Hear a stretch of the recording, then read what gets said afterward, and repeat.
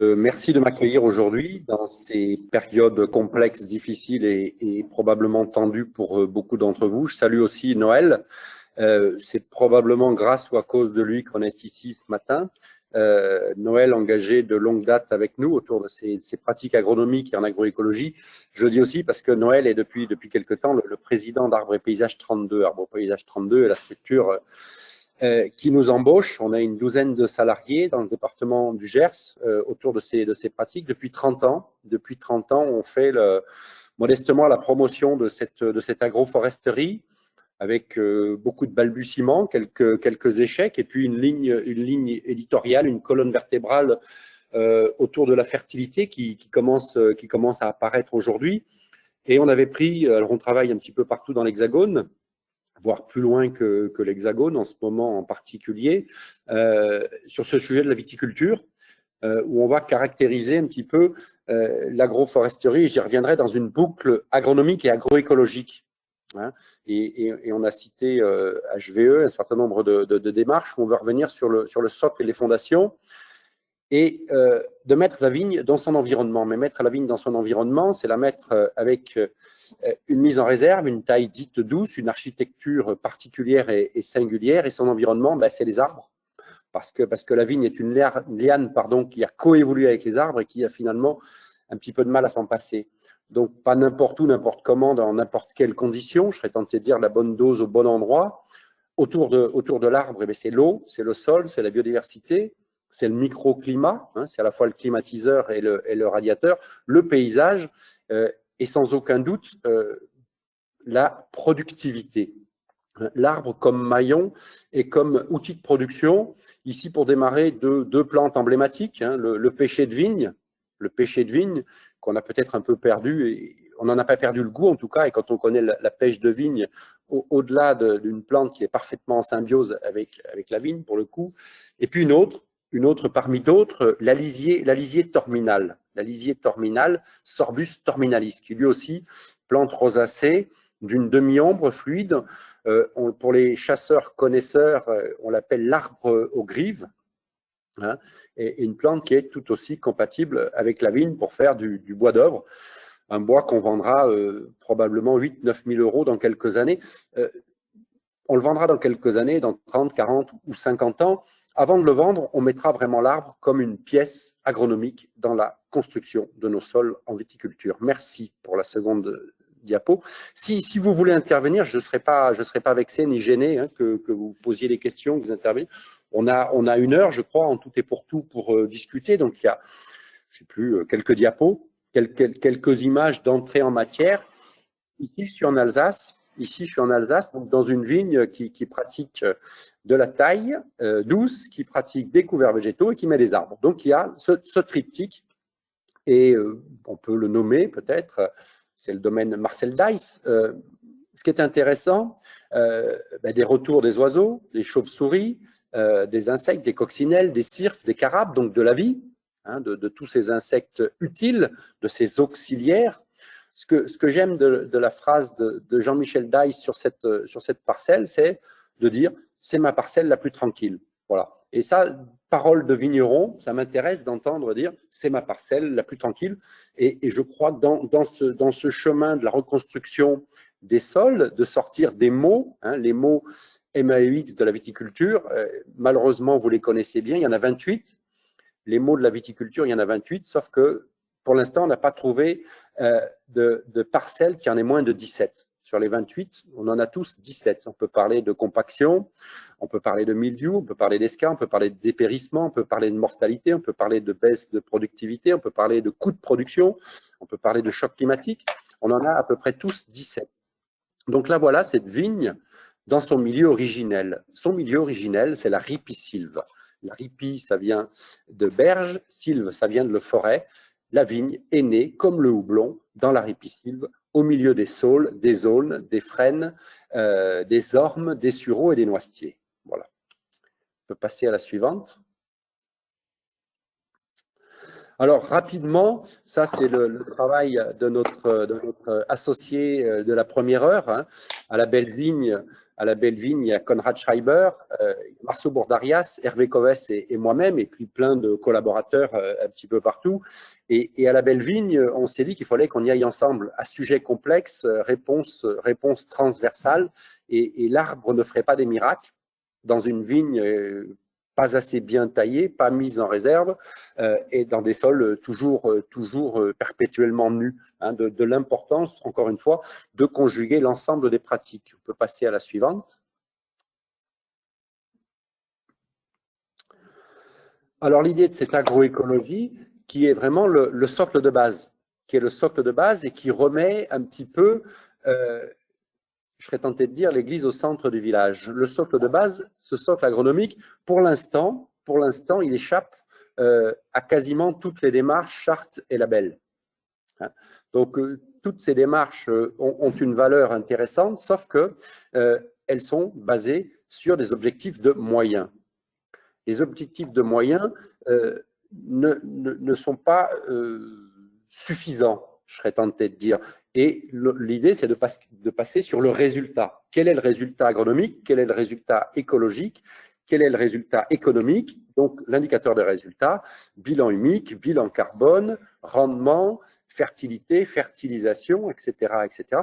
Est-ce que, en 2 mots, est-ce que chaque jour qui passe, j'ai réussi à améliorer mon capital sol? Est-ce que chaque jour qui passe, j'ai amélioré mon capital sol ou pas?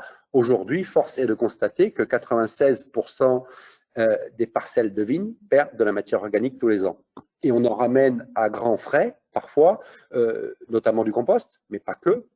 Et on n'est pas toujours persuadé de l'efficacité et de l'efficience de cette matière organique qui vient de l'extérieur. Donc, des couverts végétaux, des arbres, une vigne mise en réserve et tout ce carbone laissé in situ, posé en frais sur le sol pour améliorer cette fertilité. Et il est bien évident qu'on ne veut pas confondre fertilité et fertilisation. Notre objet, c'est la fertilité, la nourriture du sol, et les arbres participent activement à cette affaire-là. Suivante, merci.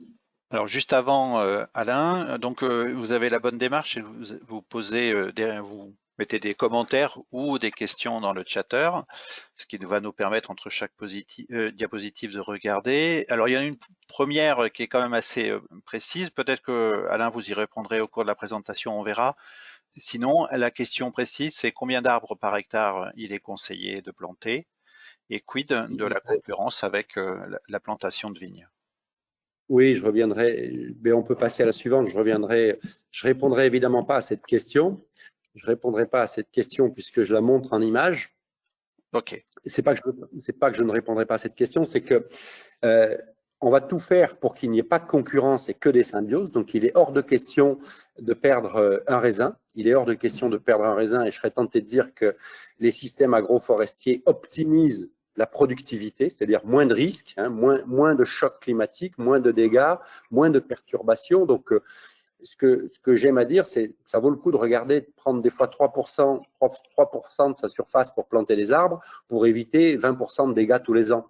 Et c'est le calcul et c'est le cheminement. Aujourd'hui, hein, le GIEC et la projection du GIEC nous montrent que tous les ans, on va perdre 20%. Bon, pour le coup, cette année, beaucoup ont perdu 95%, malheureusement.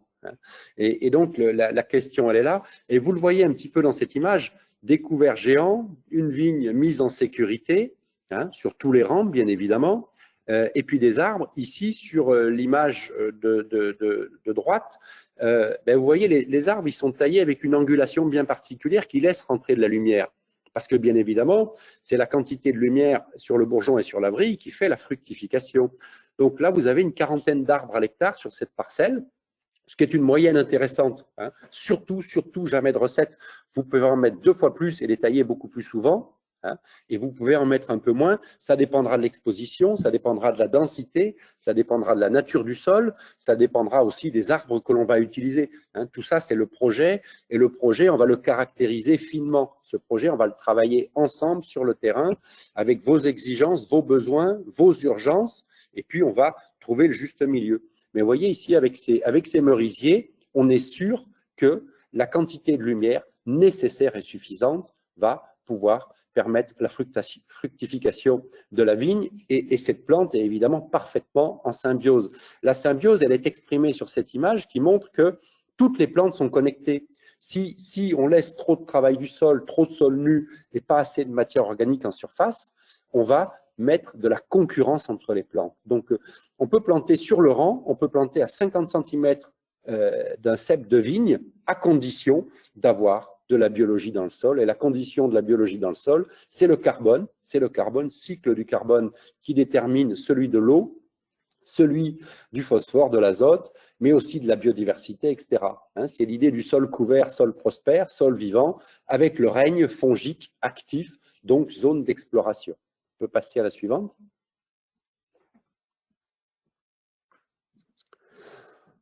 Voilà, merci. Donc, cette histoire de belle vigne, c'est de fédérer, c'est de se regrouper, de se dire qu'on est tous géniaux, et qu'on a tous une solution. Et vous le savez, le développement agricole, il s'est toujours passé comme ça, surtout dans la difficulté, je serais tenté de dire, c'est moi j'essaye ça, toi tu essayes ici, une formule qui devient célèbre, qui dit qu'en agronomie, demi-décision égale bordel au carré. Et ça, c'est une formule qui commence à traverser les esprits, de le faire à fond. Et ici, sous le Cavaillon, j'ai de la luzerne d'Arabie. J'ai de la luzerne d'Arabie qui va finir son cycle quand la vigne va débourrer. Parce que ça fait 60 ans qu'on lutte contre l'herbe avec de la chimie, ça fait un millénaire qu'on lutte contre de l'herbe avec de la mécanique, et on n'a toujours pas fini cette lutte, et on a toujours de plus en plus de plantes, de mauvaises herbes qui n'en sont pas, de plantes bioindicatrices qui nous disent, et vous connaissez probablement les travaux du génialissime Gérard Busser autour des plantes bioindicatrices, chaque plante a quelque chose à nous dire, chaque fois que je mets un sol nu, chaque fois que je mets l'épiderme du sol au soleil, il fait tout pour réparer, parce que c'est impossible pour le sol que d'être nu, c'est impossible pour le sol que de voir un rayonnement solaire. Donc, levée de dormance et plante de réparation, ça s'appelle du liseron, ça s'appelle du chien-dent, ça s'appelle du rumex, de la folle avoine, parfois du datura, une plante qui exprime une grande toxicité aux métaux lourds des sols. Donc, l'idée étant de trouver dans ces pratiques un maximum de matière organique produite in situ, restituée, sans bien évidemment impacter le rendement et la concurrence sur la fameuse vigne. On peut passer. Merci. Vous voyez ici je suis dans le Var. Ici, je suis dans le Var et je suis dans le Var au mois d'août. Et on me dit, ouais, ça va être compliqué chez nous de faire pousser des couverts végétaux. Je dis oui, probablement, sauf que vous avez des épisodes dits Cévenol, je crois. Si les gens du coin, s'il y a des gens du coin, vous me direz si je me trompe, mais ces épisodes Cévenol, il faut les prendre parce que c'est des grosses masses d'eau qui ruissellent et l'érosion, c'est vraiment le drame de notre civilisation. Et malheureusement, la vigne n'y échappe pas toujours. Ici, je suis dans le Var au mois d'août et finalement, juste à côté de la parcelle que je dois aménager en agroforesterie, je vois une parcelle remplie de folle avoine. Et quand je creuse avec ce vigneron sous la folle avoine, au mois d'août, je trouve de la fraîcheur. Beaucoup de carbone égale beaucoup d'eau. Il y a eu beaucoup d'essais et beaucoup de choses loupées en couverture végétale, donc concurrence sur la vigne, tout un tas de décalages, de déphasage, etc. Sauf que les couverts végétaux, c'est comme la vendange, il faut les réussir, et quand on les réussit, c'est beaucoup de carbone, et beaucoup de carbone, ça veut dire beaucoup d'eau gardée. C'est l'épiderme sol qui est protégé par ce couvert qu'on va rouler, écraser fondamentalement, mais réussir, y compris pour mettre la vigne en sécurité.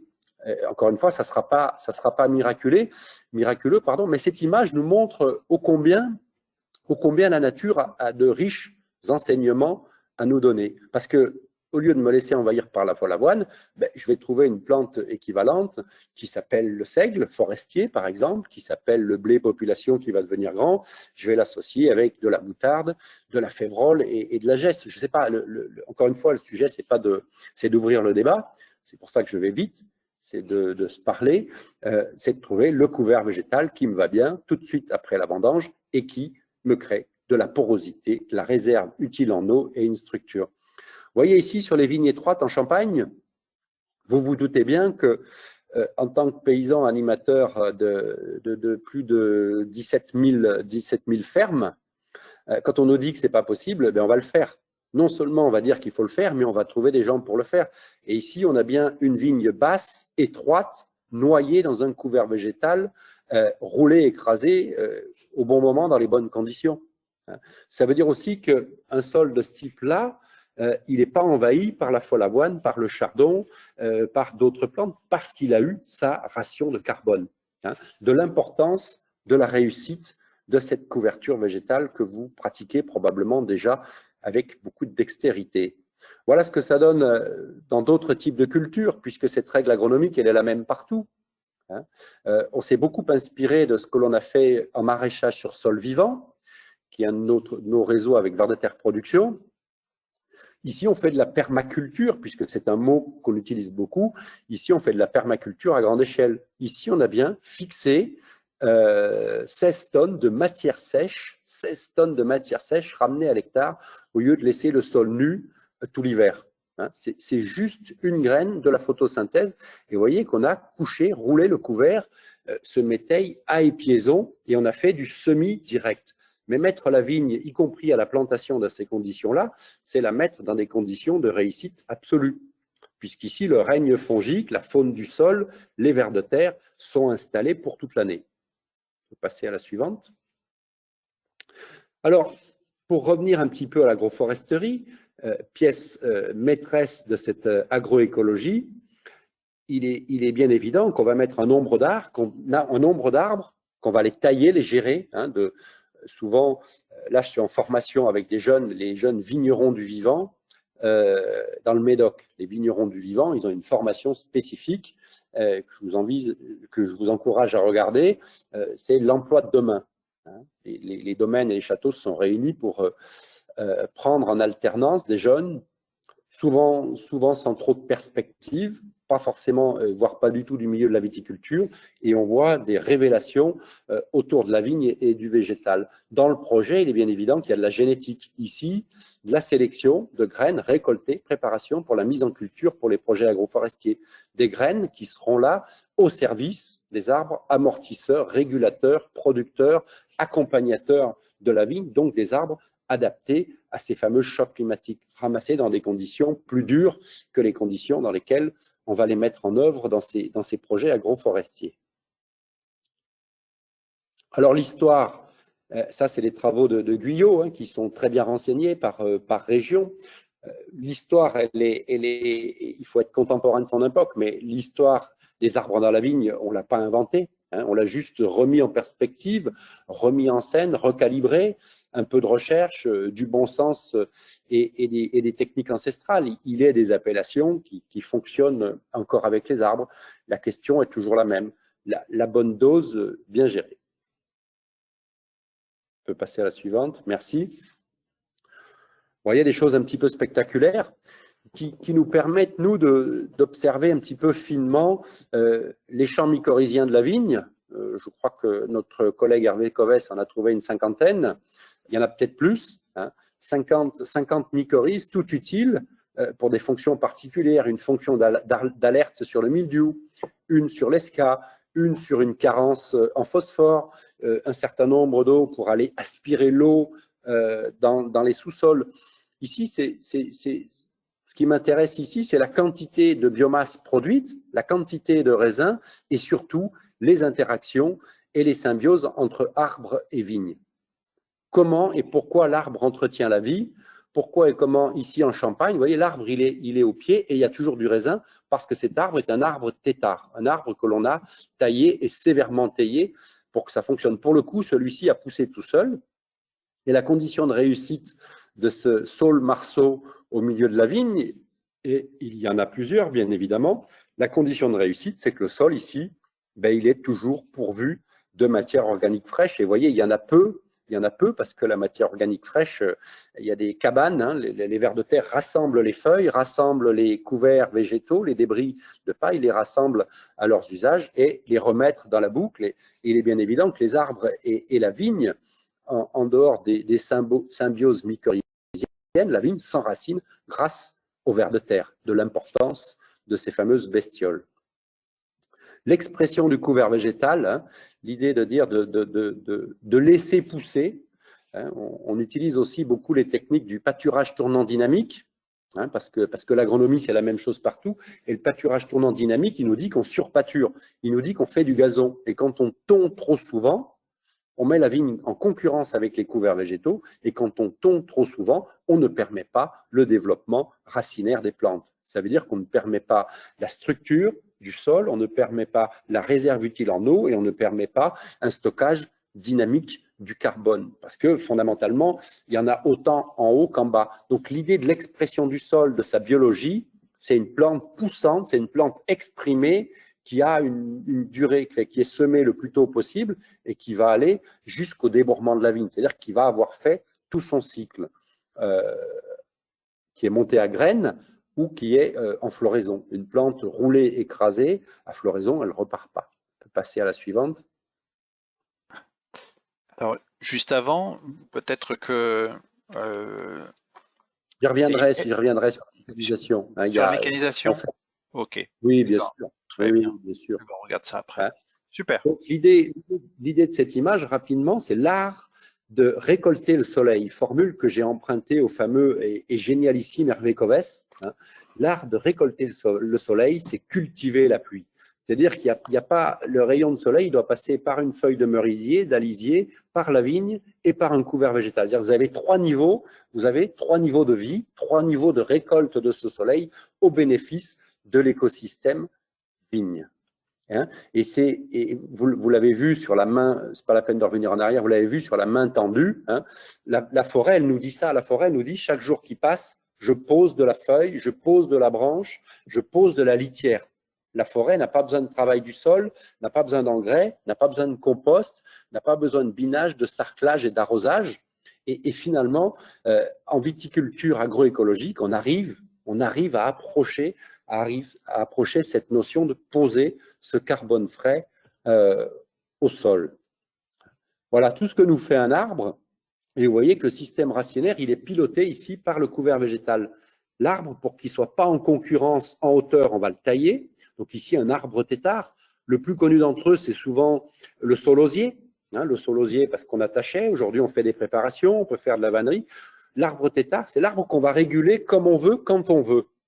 Donc l'arbre, il ne sera jamais un problème puisqu'on va pouvoir toujours lui dire « Ah, là quand même, je grille, hein, à l'ouest, je grille sur le coup de 16 heures, donc là, je vais laisser une ombre portée. » Alors, il paraît que le soleil tourne, certains disent que c'est plutôt la terre. En tout état de cause, un arbre juste taillé, juste régulé comme il faut, il n'est pas en concurrence parce que dès qu'il devient, hop, on le réduit. Et l'idée de cet arbre tétard, qui est ancestral en vigne, hein, pas que, mais qui est parfaitement ancestral. Noël, ici présent, on a planté des érables champêtres sur ces sols argilo-calcaires, puisque l'érable champêtre a coévolué avec la vigne. Donc Noël, quand il a appris ça, quand il était jeune, il y a longtemps qu'il a appris ça, Noël. Enfin, il est toujours jeune, vous allez me dire, mais ça le fait rire. Hein. Mais l'idée, c'est de dire, voilà, j'en mets, voilà. Et du coup, par rapport à la mécanisation, hein, j'y reviendrai sur un plan, si je plante sur le rang, si je traite face par face, je m'organise. Hein, c'est toujours des multiples d'eux. Moi, si je mets un arbre, et on n'a jamais, arbre et paysage depuis 30 ans, on n'a jamais forcé qui que ce soit à planter un arbre. On a toujours vu des gens venir à nous pour ramener de la biodiversité, de la fertilité, des paysages, un cadre de vie aussi, hein, et fondamentalement un compagnon de la vigne. Hein. Et je vois arriver le pourridier, mais le pourridier n'existe que dans les sols nus, dévastés, sans plantes. Hein. Le pourridier n'exprime pas dans un sol avec une grosse activité biologique, une diversité des 24 plantes nécessaires et suffisantes pour accompagner la vigne. Hein. De l'importance de bien calibrer, de bien structurer ça. Le pourridier est mangé par les systèmes mycorhiziens des arbres et de leurs combinaisons. Mais si le sol est nu, hein, si le sol se repose, ce qui n'existe pas, effectivement, on a un risque d'expression du pourridier. Donc, il faut, bien évidemment, c'est pour ça que j'ai parlé tout à l'heure d'indicateurs de résultats, regardez ça de très très près. Vous voyez un exercice d'un viticulteur qui est heureux d'avoir une motte de terre avec des couverts végétaux totalement perforés de galeries. Hein, et ça, dans le projet de la lutte anti-érosion, il n'y a pas mieux. Ça, c'est vraiment le projet de la lutte contre la dégradation et l'érosion des sols. Je suis capable de digérer toute la quantité d'eau qui passe. En viticulture, on estime qu'il y a 65% de l'eau de pluie qui ne passe pas par les plantes. Elle est perdue à jamais. Et elle se retrouve dans les mers et dans les océans. Et puis, dans cet exercice qu'on a fait avec les jeunes vignerons du vivant, ben, vous voyez, l'arbre producteur, accumulateur, transformateur, explorateur, ambianceur, désinfecteur, recycleur, etc. Il y en a une quarantaine de fonctions premières réalisées par les arbres. Alors, cette biodiversité, exprimée ici rapidement, pourquoi? Rapidement, on pourrait parler de la chauve-souris, qui est un auxiliaire essentiel.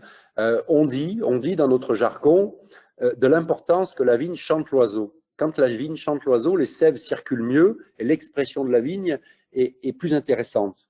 Toutes ces interactions qui nous dépassent parfois. Mais quand la vigne chante l'oiseau, c'est beaucoup de ravageurs en moins. Quand la vigne permet à l'araignée de s'exprimer aussi, et puis j'ai remis l'emblématique abeille domestique, c'est les pollinisateurs sauvages, mais une vigne qui sent bon l'humus, pleine de vers de terre et pleine de pollinisateurs, c'est une vigne en bonne santé. Et les pollinisateurs sur la grappe, qui fondamentalement n'a pas besoin d'être pollinisé, nous donnent des raisins plus réguliers et un peu plus gros. De ces mécanismes, encore une fois, extrêmement intéressants. Revoilà le ver de terre qui nous est cher, puisque notre unité de diffusion, et peut-être que certains d'entre vous étiez connectés hier, nous avons fait une session après le gel, crise après le gel, qu'est-ce qu'il faut faire? Hier soir, nous étions 550 et peut-être certains d'entre vous. La vidéo est évidemment disponible sur la chaîne YouTube de Vers de Terre Production. Que faire après le gel? Ici, le ver de terre et cette petite image avec sa cabane, avec ses fonctions, ses rôles, le cycle du carbone qui est la clé de voûte de toute la fertilité de tous les sols du monde. Donc, il y a du carbone ou il n'y en a pas. Mais s'il n'y a pas de carbone, il n'y a pas d'azote. S'il n'y a pas de carbone, il n'y a pas d'eau. S'il n'y a pas de carbone, il n'y a pas de biodiversité. Cette image, pour nous rappeler que la biodiversité, elle est exprimée sur chaque mètre carré. Moi, promoteur de l'agroforesterie, si j'ai de l'érosion dans ma vigne, je peux planter une haie en bas de la vigne, ça n'arrêtera pas l'érosion, le départ de l'érosion à l'amorce de chacun de ces mètres carrés. Et puis ici, j'ai remis la galerie du ver de terre exprimée sur 25 cm. Et vous voyez bien que l'ensemble de la maison, du garde-manger, de cet habitat fondamental, il se joue sur les 5 premiers centimètres. Donc, des dégâts causés par le travail du sol en surface. Parce qu'on dit, oui, mais bon, je ne travaille pas beaucoup, je ne travaille pas souvent. Le travail du sol, c'est le déclencheur de la moitié des maux de la viticulture. La moitié des problèmes en viticulture sont déclenchés par des sols nus et des sols travaillés. Alors, je ne suis pas en train de dire tout à la poubelle, c'est n'importe quoi. Je dis juste que la moitié, la caractérisation, nous montre l'expression du mildiou est directement liée au travail du sol. De l'importance de regarder ce qu'il est possible de faire, ce que vous faites probablement déjà, mais de le faire à fond. Et la galerie du ver de terre qui est passée à la machine, au broyeur, au mixeur 3 fois par an, ne permet pas son expression intégrale. Donc, de réduire, voire quand c'est possible, arrêter ce travail du sol en vigne, ça résoudra un grand nombre des maux MAUX, des 28 maux que l'on a actuellement. On peut passer à la suivante. Il y avait Gladys qui posait la question tout à l'heure justement de l'impact sur la pression fongique et du mildiou. Je pense que vous venez d'y répondre, sauf si Gladys… Mais j'avais pas vu. Non, mais tout va bien. Sauf si Gladys, il y a besoin d'éléments supplémentaires, mettez-le dans le chat, mais je pense que ça répond à cette remarque. Je vous laisse continuer, Alain. Ok, merci. Alors, vous voyez, je vous ai mis ici ce petit tableau. On a la chance d'avoir un dessinateur pas trop mauvais dans l'équipe. Ce petit tableau avec les formes génériques. Les formes génériques, et je crois de mémoire que j'ai mis l'espalier après, les formes génériques des arbres agroforestiers pour la viticulture. Le tétard bâle, le tétard normal, on va dire, l'arbre fruitier, puis le bois d'œuvre. Le bois d'œuvre, c'est l'érable, c'est parfois le frêne, c'est pas souvent le chêne, parce que les compatibilités avec les chênes sont très compliquées. Vous l'avez remarqué qu'à chaque coin de bois de chêne, les 3 premiers rangs, en général, c'est pas miraculeux. Hein, donc, c'est pas tout à fait ça l'agroforesterie. Hein, c'est plutôt moins d'arbres, plutôt bien gérés et bien taillés. Hein. On connaît toutes les limites des lisières ou des haies trop denses qui n'ont pas été gérées depuis 40 ans, bien évidemment. Hein. Et vous voyez bien que la singularité de toutes ces formes-là, hein, ce qui les unit, c'est qu'elles sont taillées gérées, que ce soit pour la mise à fruit, pour travailler et planter sur le rang en maintenant le même niveau de mécanisation, ou pour prendre un peu de hauteur. Je reviendrai après de savoir si on enlève un rang ou pas pour planter les arbres. Mais on peut passer à la suivante. Merci. Vous voyez ce laboureur infatigable, permanent, il faut qu'il ait tout ça. Et l'agroforesterie, on dit de l'agroforesterie et de l'arbre en particulier qu'il entretient la vie dans le sol, qu'il l'entretient. Donc, c'est ça la question. Hein, parce que quand j'ai des sols qui montent à 40 degrés, la vie, elle n'y est plus. Hein, c'est pas possible pour ces champignons. C'est de là que le pourridier exprime, évidemment. Hein, c'est pas possible pour ces micro-organismes, ces bactéries et ces champignons de subsister. Je parle même pas des vers de terre qui se mettent en diapause quand ils sont là, qui descendent très en profondeur. Dans des vignes avec des couverts végétaux dynamiques, importants, posés sur le sol, en dehors du fait de limiter le travail du sol, donc des coûts, de limiter les intrants, on voit des vers de terre qui ont des cycles beaucoup plus longs, hein, qui travaillent même le week-end et les jours fériés, bien évidemment. Passer à la suivante. Ce fameux système racinaire, où est-il? Comment est-il? Force est de constater qu'en viticulture, on exprime à peu près 20%. On exprime à peu près 20% du terroir parce qu'on a parfois labouré il y a longtemps, parfois planté avec des systèmes racinaires qui se strangulent aujourd'hui, avec un point hormonal qui fait beaucoup de chevelus, mais qui finit par se bloquer et qui ne permet pas une très grande exploration. Mais en dehors de ça, je voulais aussi insister aujourd'hui sur le fait que la racine, c'était bien, l'enracinement, la technique de plantation, etc., la biologie dans le sol. Mais ce qui nous intéresse fondamentalement pour la vigne, c'est la diapo suivante, c'est de savoir si elle est ou pas connectée. Alors, ce n'est pas celle-ci, voilà le jaune plan, et puis la suivante, pardon. Ah, il y en a encore une entre. Vous voyez, eh bien oui, j'avais mis ça pour rappeler. Pardon, on peut revenir à la précédente, désolé. Je suis désolé. Voilà, donc ça, c'est le jaune plan. On va planter un jaune plan bien raciné, bien équilibré, avec une structure. Voilà, on peut continuer. Merci. Dans l'autre sens, voilà. J'avais juste remis ça parce qu'ici, vous voyez, vous connaissez peut-être cette plante, une plante grasse que l'on trouve de plus en plus. On fait du pesto avec. Je ne sais pas si vous la connaissez. Noël, comment elle s'appelle cette plante, tu sais? On t'entend pas, mais… C'est le pourpier. C'est le pourpier. Hein. Et merci, Noël. Le pourpier nous indique un sol en voie de désertification. Donc, il y avait Camille aussi qui avait une bonne, qui avait trouvé. Ah oui, merci, bravo Camille. Hein. Donc, avoir du pourpier dans la vigne, c'est super pour le pesto avec un peu d'huile d'olive et de parmesan, mais ça vous dit clairement que le sol est rentré en voie de désertification avancée. Une plante grasse qui rampe sur un tas de cailloux, c'est le désert. Hein. Donc voilà, comment on caractérise, comment on regarde les besoins, comment on fait ce fameux état des lieux. Je veux bien qu'on passe à la suivante. Voilà, j'en ai mis entre pour arriver à celle-ci. Voilà comment on évite la désertification.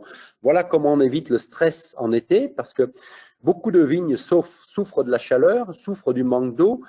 Parfois, elles souffrent de l'impossibilité de faire de la photosynthèse. Hein. On dit des vignes, oula, mais elles s'arrêtent là parce qu'il n'y a pas assez d'eau. Non, c'est parce qu'elles arrêtent la machine photosynthétique, parce que c'est trop d'énergie que de faire de la photosynthèse et de transpirer. Hein, ça ferait trop d'eau à transpirer, donc elle bloque tout. Donc ça veut dire évidemment des décalages dans la maturité et pas que. Vous avez ici un plan qui est connecté à sa rhizosphère, le fameux règne fongique. Quand on est vigneron, on est éleveur de vers de terre, hein, mais on est aussi je ne sais pas comment il faut dire, dompteurs de mycorhizes, dompteurs de champignons. Et entretenir la vie toute l'année pour que ça fonctionne.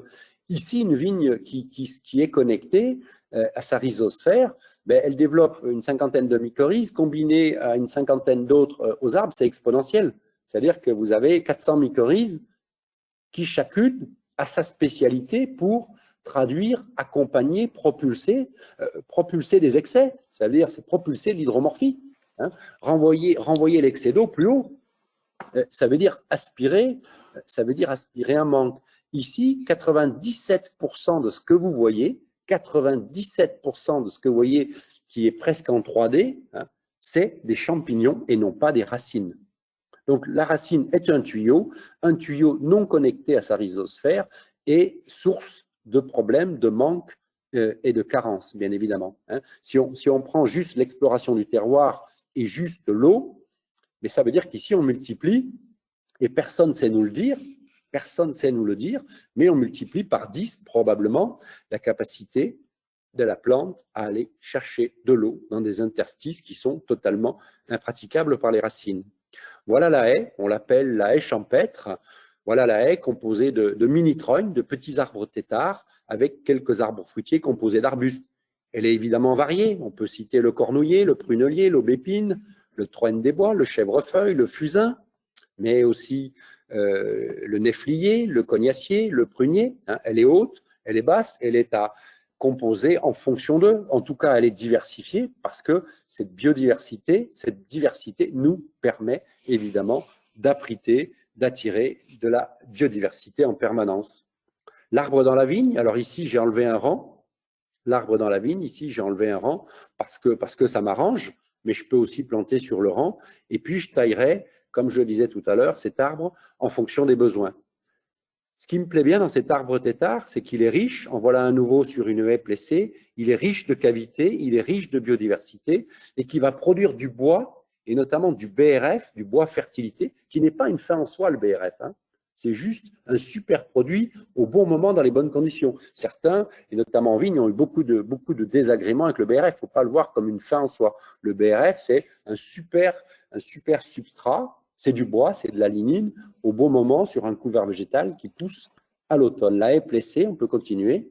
Alors, il y a une remarque de Mathieu qui vous demande ce que vous pensez des épineux, des aubépines. Je pense beaucoup de bien des épineux.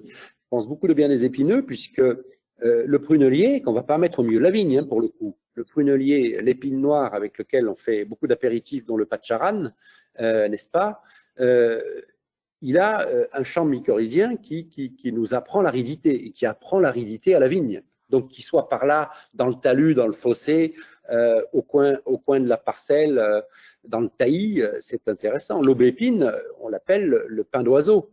Hein, l'aubépine est hyper compatible avec la vigne et elle amène des ressources absolument invraisemblables et ne serait-ce qu'une capacité de nidification. Donc, vous voyez ici des plantes toutes plus compatibles les unes que les autres avec la vigne. Il y a les saules, les alisiers, les aubépines, les fusains, les cornouillers, les chèvrefeuilles. Voilà une partie de la palette du végétal. On peut continuer. Voilà le projet. Un projet parmi 1000. On sait qui c'est du coup, c'est chez Curtet en Savoie. Ici, on fait un travail d'approche. Dans le projet, on caractérise l'existant. Où est l'existant? De quoi il est composé? Où est-ce que ça marche? Où est-ce que ça ne marche pas? Hein, peut-être que la première chose à faire en agroforesterie, c'est déjà de tailler les arbres trop encombrants. La deuxième chose à faire, c'est la régénération naturelle assistée. Elle est ici exprimée je ne sais pas en quoi d'ailleurs. Elle est où la régénération? Je ne la vois plus. Enfin bon, peu importe. Si, en rouge, probablement. Hein. En rouge, on voit qu'on a des traits sur lesquels il y a des arbres, mais on dit que la ronce est le berceau du chêne. Donc la ronce, qui n'a peut-être pas raison d'être au milieu des rangs, la ronce va faire pousser les frênes, va faire pousser les chênes, va faire pousser les cornouillers. Je pense aux bordures de chemin, je pense aux bordures de fossés, de cours d'eau, de talus, etc. laisser pousser, c'est toujours beaucoup plus efficace que de planter. Donc, dans ce projet, on a bien travaillé l'existant, la régénération, parce que ce triangle en haut à gauche, ben, il est un réservoir incroyable pour les oiseaux, pour les chauves-souris et pour d'autres auxiliaires, bien évidemment.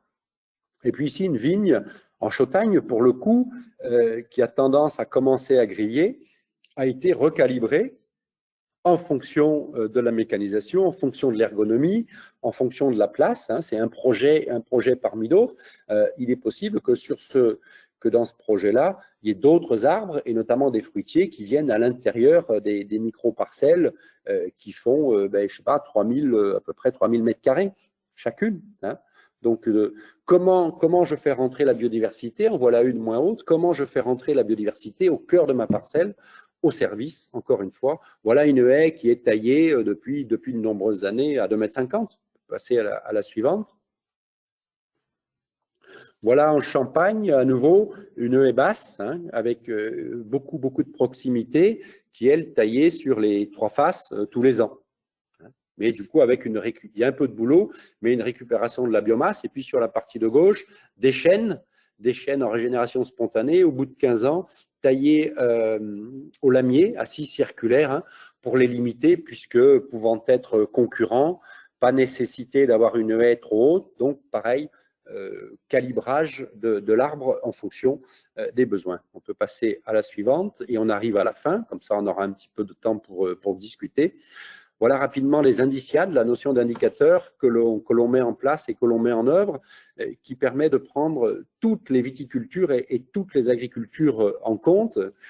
On utilise ceci parce qu'on parle de démarche de progrès, hein, le temps de travail, le rendement, la qualité, le nombre de jours de sol nu, le nombre de jours de passage, le nombre de produits.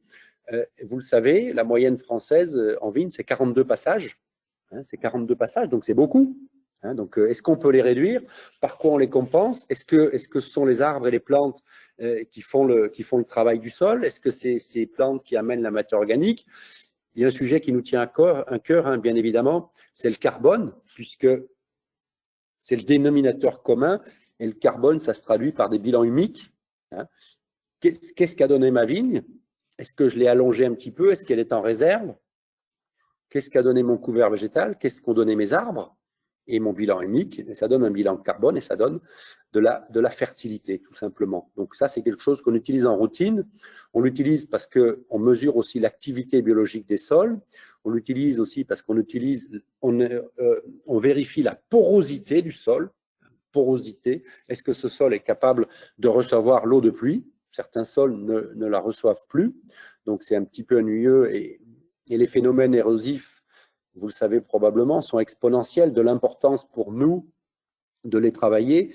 Et puis ces indicateurs, on les a toujours mis au service de nos agriculteurs pour que chacun d'entre eux puisse voir où ça cloche. Hein. Pourquoi ça déconne sur cette forme d'azote-là, au hasard, hein.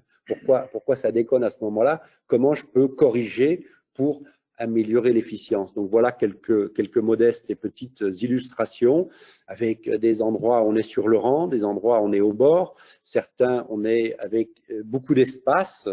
Je crois que chacun doit cheminer, il me semble, et on va le mettre dans le débat, chacun doit cheminer de cette place de l'arbre. À quoi il peut me servir sur l'eau, sur le sol, la biodiversité, le paysage, la productivité, quelle place je lui donne? Moi, c'est la question que je pose, hein, quelle place je lui donne au regard des services qu'il peut apporter. Voilà, je crois qu'il doit en rester une, mais ça doit être un ver de terre, donc on peut couper le diaporama. Merci pour votre attention. Merci Alain. Avant de donner la parole aux échanges, et on reparle de mécanisation après Émilie, c'est Vincent qui a une question. Peut-être replanter le décor des outils qui sont à disposition. On a parlé de vers de terre production, un site internet. Sur quel site on retrouve toutes vos informations? Oui, alors vers de terre production, c'est un site, c'est une chaîne YouTube. Hein, c'est aujourd'hui une chaîne YouTube qui dit à grande échelle du savoir paysan au sens large. Hein. Très bien. YouTube production, vous avez beaucoup chose sur la viticulture. La belle vigne, c'est ce qui nous unit. Hein. Nous, à Arbres et Paysages 32, on s'occupe de la partie agroforesterie pour l'Hexagone. Hein, Konrad Schreiber s'occupe de la partie couverts végétaux. Et puis, Marceau Bordarias s'occupe de la partie architecture, taille douce, mise en réserve. En réalité, on fait tous la même chose. Hein, et Hervé Covès est salarié d'Arbres et Paysages 32. En l'occurrence, en réalité, on fait tous tout dans tous les sens. Et on a voulu monter la belle vigne parce qu'on a besoin de la belle vigne. C'est des séances d'ateliers connect. Tous les 15 jours, il y a un atelier sur une thématique, il y a une hotline, il paraît que ça s'appelle comme ça, hein, où on répond aux questions. Donc, nous, on a une hotline agroforesterie, la belle vigne a une hotline fertilité, fertilisation, accompagnement sur les couverts végétaux, et puis le fameux Marceau Bourdarias qui est en train de former pas mal de monde en ce moment pour qu'il y ait des relais dans les régions sur le côté architecture. Après, nous, on a un site sur AP32, arbrepaysage32.fr. Vous avez les newsletters, nos newsletters, notamment celle de Vers de Terre Production, mais on a une collaboration et certains d'entre vous ont peut-être déjà participé à des journées techniques, des formations. On a une collaboration de longue date avec les vignerons indépendants de France, hein, parce qu'on fait tous les ans le grand tour de France. Hein, on va dans toutes les grandes régions viticoles pour faire des journées techniques et des formations autour de ces pratiques en agroécologie. Le site internet de la Belle Vigne? Je ne sais pas, vous tapez la belle vigne parce que je crois que c'est LBV, mais voilà, c'est lbv-france.com, oui, c'est ça? Oui, c'est absolument. Voilà, lbv-du-moins-ou-du-6 france.com. Très Oui. bien. Alors peut-être qu'on peut passer alors on revient peut-être sur la mécanisation. Quid de la mécanisation lorsqu'il y a des arbres? Oui. Alors la mécanisation, on va considérer qu'une parcelle aménagée en agroforesterie, donc avec toutes ses dimensions, ça peut être une lisière quelque part, ça peut être une haie, et puis après ce qu'on appelle l'intraparcellaire, ce que vous voyez on retrouve l'image des merisiers en bas à droite, hein, c'est un jour de boulot par hectare et par an, pendant longtemps. Ça veut dire qu'au début c'est à la main, ça veut dire qu'après on mécanise, et j'aime rappeler qu'en agriculture, on a toujours su s'adapter, parce qu'il faut parfois des machines un peu particulières, que sont des lamiers, hein, pour couper des grosses branches, ou des sécateurs, mais des sécateurs hydrauliques, hein, qui font 1,50 m. Et ça veut dire qu'une machine qu'on utilise un jour par an, on ne l'achète pas et on la fait faire par l'entreprise, ou on la met en CUMA, ou on la met dans un groupement. Hein. Donc, ce qui est intéressant et ce qu'on vérifie à grande échelle aujourd'hui, c'est que finalement, le coût et le temps de la taille, derrière, il y a un produit. Il y a ce fameux bois broyé, il y a le produit de la taille. Donc, si j'investis un jour de travail par hectare et par an, tailler des arbres têtards, ça se fait assez facilement pendant longtemps, hein, parce que tailler un arbre têtard, c'est l'étêter complètement. Donc, quand ils sont vraiment grands et gros, on le mécanise avec un sécateur hydraulique, mais le but en vigne, c'est pas de les laisser devenir très grands et très gros, parce qu'auquel cas, on pourrait avoir de la concurrence. Donc c'est une taille qui est facile, et le temps qu'on y passe est toujours indexé. Et ça, c'est intéressant, le temps qu'on y passe est toujours indexé sur la matière première qu'on va récupérer. Hein, le bois de taille des haies, le bois de taille des arbres têtards et des arbres en général, puisque l'arbre fruitier, on va le tailler pour faire une mise à fruits. L'arbre, le merisier, le merisier, vous avez aussi un pommier au premier plan sur le rang. Donc, il est bien évident que le rang en bas à gauche a été abandonné dans une vigne mécanisée à la récolte. Ça veut dire que ce rang-là, plutôt que de l'arracher, il y a toujours du raisin. Et puis, du coup, c'est le rang qu'on récolte à la main avec les copains le week-end. Alors après, est-ce que ça convient ou ça ne convient pas? Mais s'il y a un rang sur 25 qui n'est plus mécanisable, et on le travaille un petit peu différemment. Hein, donc ça, c'est le choix de chacun. Certains vont abandonner un rang et l'arracher en disant, moi, je veux mes arbres, je veux pouvoir passer, et je les comprends parfaitement. Et disant, mais quand je replante, au lieu de planter 1 mètre, je plante à 95 cm. Donc, dans mon cahier des charges, dans mon appellation, je suis toujours bon, parce que j'ai le bon palissage, j'ai la bonne densité, j'ai la bonne ergonomie. Et puis d'autres vont dire, moi, je plante sur le rang, parce que j'ai bien compris qu'en montant les arbres, j'allais créer ce microclimat hyper favorable, j'allais toujours piloter. Donc, le choix, il est vraiment à la disposition de tout à chacun. Je serais tenté de dire que tout fonctionne. Je serais tenté de dire qu'on sait ce qui ne fonctionne pas, on sait ce qui fonctionne.